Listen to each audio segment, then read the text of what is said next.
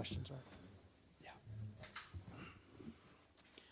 All right, we'll start questions for Coach with Paul to Coach's left.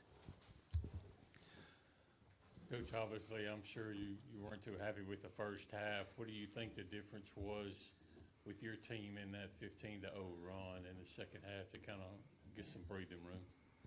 I mean, we fully expected them to come out and try to punch us in the face and play really hard, and I got a lot of respect for Coach Pujols. I've known him for a long, long time.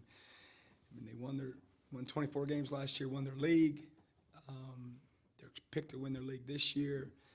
As coaches, we expected them to challenge us. They weren't going to not show up.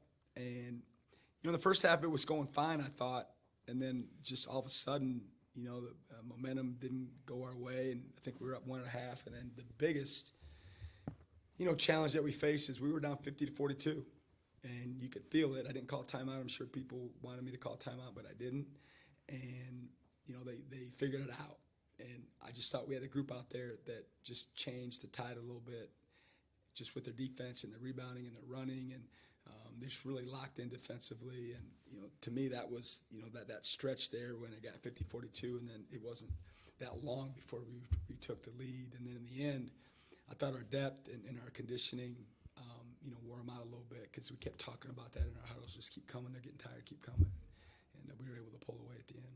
We'll go to Jacob, second row, to the far end of the right, Coach.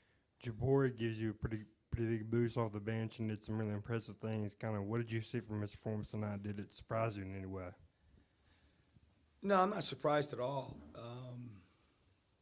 He's a big, strong guard. Obviously, he's an SEC athlete, and he's played college basketball for 3 years. He's got a lot of pride. He's got pride in his game. He's got pride on the defensive end. He's been very, very coachable. He's been good in our 3 outings we've had. Obviously this is the only one that counts, but he just looks like he's ready to go on the court, when it's game time. And as long as he keeps doing that, he'll have a lot of minutes for us. We'll stay second row, middle to Colin. You mentioned that group off the bench giving you some life, especially at the start of the second half there. I know Javari is part of that, but Sergey as well ends up leading you guys in rebounds. I guess, what have you seen from those players who, I guess, are kind of spark plug guys like Javari, who brings that kind of energy and those acrobatic? Yeah, well, we're still trying to figure out our team. I mean, we got a long way to go to really form our full personality, and I've been talking about that with you folks and other people that I'm close to, that it just is what it is. With the newness in college basketball, I think there'll be a lot of coaches talking about trying to find their way and establishing an ID, whatever that becomes. Certainly, I know what I want it to be, but that doesn't mean it's going to actually get there. This was a step in the right direction. I mean, when you're down at home in a home opener by 8 like that, it could go south in a hurry. And our huddles were off the chart.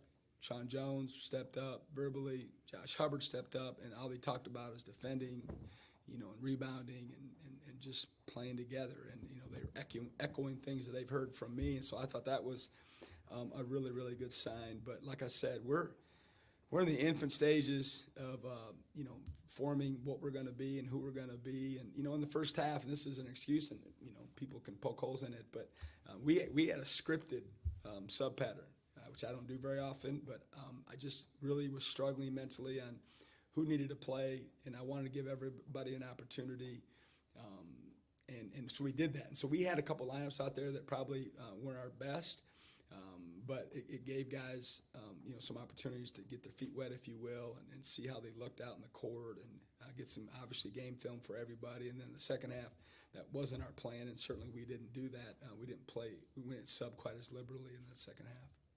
Go ahead, Sam, and then we'll go back to Paul here to Coach's left. Yeah, I was kind of going to ask about that with the rotations, and it was pretty early and often you were going deep into the bench.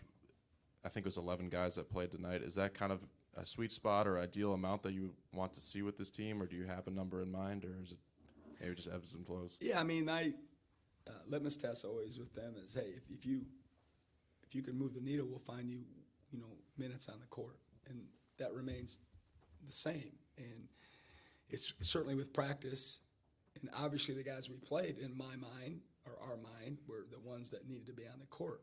Now, as we get games under our belt, the productivity in those said minutes will determine going forward how many minutes, they get. And certainly, I talked about it with you guys last week. Now we're going to start figuring out if we're got a close-knit team and these guys are in it together, because every game there's always going to be someone, or two or three unhappy with their minutes across college basketball, and it's something that is going on everywhere, and certainly, we'll see where we're at with all that. But in terms of really having a sweet spot, that remains to be, seen here down the road. Kind of along those lines with the rotation, obviously Ali did not play tonight. Is that just he injured or just a coach's decision? Yeah, it was just a coach's decision, and I grabbed him in the locker room and said, hey, there's going to be better days. There's going to be better days ahead. Stick with it. And I mean that. I wouldn't say it if I didn't.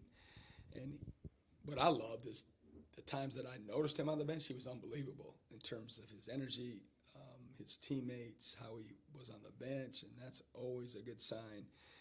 It's just there's a lot of, between 9 and 12, there's just a lot of competition. There's a ton of competition, and eventually it'll work its way out. But right now, there's some guys that are really fighting and competing on a daily basis for the opportunity to play in the games. We'll go to Brian, second row left, and then we'll go back to Jacob. Paul asked Josh if he was more proud about the 27 points or the 8 assists. He said the 8 assists because he wanted to point that out to you. I was wondering, how did you feel about the way he ran the offense found his teammates tonight? He should have said 8 assists and 0 turnovers, which is more impressive than anything. You guys see him. I mean, you don't see him as much as I do, and sometimes I think when you don't see someone for a long time, you notice the difference more than me, because it's an everyday thing. But that's what I've been most impressed with, is just his pace in the game. He's obviously even more explosive than he was, and he's driving the ball a little bit more, getting to the line. Obviously tonight he got up to the line a bunch. But just his pace and picking his spots, and then the defensive attention to detail has been really, really good. And he was great. I mean, obviously in the beginning of the game, he was the one that got us off to a decent start, and then he hit some shots right down the stretch to get the separation. Go ahead, Jacob. Javari gives you 20 minutes, gets 2 blocks, does a good job of defending without fouling. What did you see from his performance tonight, and how much will he help you with that post defense moving forward? Yeah, he's been the biggest surprise of camp, if you will. I told Coach Williams in radio, when you coach, you didn't have him in June and July and August and September. You had to wait till October 15th. So freshmen were still freshmen when it got to October 15th. But now they get all that training. They get exposed to everything that's going on, and they get so much more opportunity to have early growth. And that's what Jamar's done. He's taken advantage of the opportunity. He's completely changed his look, how he goes about doing his business from the first week of June till the first week of November. And the results are that he's on the floor, and if he keeps doing what he's doing, and he keeps practicing the way he's practicing, and he keeps being as coachable as he's been, he'll continue to do that. But you all can see he's got a live body. He makes athletic plays. He plays right, and hopefully he'll carve out a niche for us this year. Got time for a few more. We'll go front row, middle to David. When we talked to you previous to this, you stressed that a couple of things you wanted coming out of the preseason was taking care of the basketball and rebounding. Do you feel like you checked both those boxes tonight with just 7 turnovers total, despite all the guard lineups you played? Yeah, obviously I'd take 7 turnovers every game we play. The rest of the games I get to coach in. I mean, it's a magnificent number, and it's something we've been talking about a lot with our team, especially since the Houston game, because we had so many, and their athleticism and intensity and 2 on the ball wasn't what Houston was, and that's no disrespect to North Alabama, but it's just not anyone really does it quite like that. So that was a great learning experience for us, and certainly we got a lot of games to see if that remains to be true. But the rebounding I thought was good. All game long, a little bit better in the first half than it was in the second half, but the numbers, came out pretty good for us. And we had some individuals, that had some really good rebounding. Chord in the minutes, he got 8, and Quincy 7, and Sean Jones 9, and McCurra 12, and everybody that played except Delquan got a rebound. We'll go back to Danny P., second row, middle. Coach, I'm going to piggyback off Jacob's question about Jamar. He only scored 5 points for you, but the basket he had in the second half gave you the lead. Is that something you can point to as far as the team? Is this you can step up any time, just stay in the game and keep playing hard? Yeah, he might be right now, our best ball screen guy, because with his length and wingspan and the ability to move his feet, he can guard different coverages. So, for a defensive-minded coach, that's a luxury. Like some guys are built a certain way and move a certain way. They have to guard this way. He is not built that way, and we love being able to do that, being able to put him on different players and be able to guard ball screens differently. And he's proven to us in practice that that's going to be a big quality for him. And then, his offense will come. I mean, but again, and that's like King Grace, right? Played 13 minutes, had 4 points, 2 assists, no turnovers. But if you paid attention, he's a big, strong guard that can guard, and he's willing and able to guard. And so that's why those kids, as freshmen, are getting those opportunities because of having the right approach every single day. Paul, wrap us up.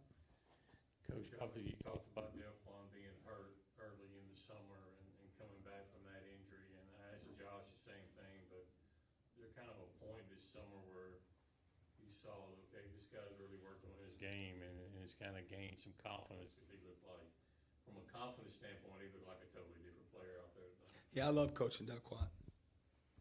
He's got an awesome approach. He's about what we're about. Since he's been here, we love coaching him every day. He wants to get better. He's just got great body language, great responses. He works on his game. He cares about his game. Like everyone on our team or across college basketball, he's got strengths and weaknesses, obviously. I thought the corner three that he made was a big confidence booster for him. With him, for me, every time when I look at practice or a game from going, it's how many turnovers did he have? Because he tends to get aggressive, but it ain't really for himself. He likes to make plays for others, which is awesome, but he gets himself in trouble sometimes that way. So if he keeps taking care of that ball and being a consistent defender, which he has been for us, it was a little unlike him in the second half. He gave up a couple of drives, but he'll be in the rotation for sure. Thank you, guys. Appreciate it. Radio interview for you guys Monday post game in Sioux Falls if you need his audio. Okay.